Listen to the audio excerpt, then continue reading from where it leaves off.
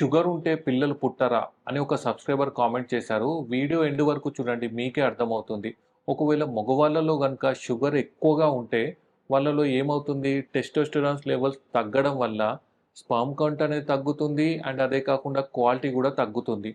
అదే ఆడవాళ్ళలో అయితే ఈ హార్మోనల్ డిస్టర్బెన్సెస్ వల్ల ఈ ఓవులేషన్ అనేది సరిగ్గా అవ్వకపోవడం, ఎగ్ అనేది సరిగ్గా రిలీజ్ అవ్వకపోవడం లాంటివి ఉంటాయి.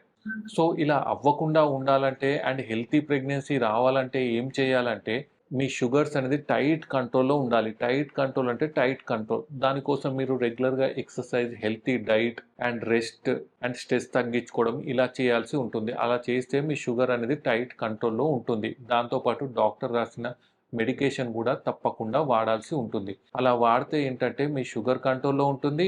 మీకు ఇలాంటి ఇన్ఫర్టిలిటీ ఇష్యూస్ కూడా ఏమి ఉండవు. చాలామంది నా పేషెంట్స్ షుగర్ టైట్ కంట్రోల్ చేసుకొని హెల్తీ బేబీస్ అండ్ హెల్తీ ప్రెగ్నెన్సీస్‌తో ఉన్నారు.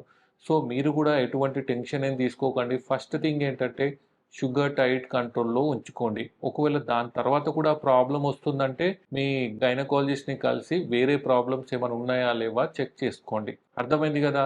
మీకు కూడా ఇలాంటి డౌట్స్ ఏమైనా ఉంటే కింద కామెంట్ చేయండి. Thank you.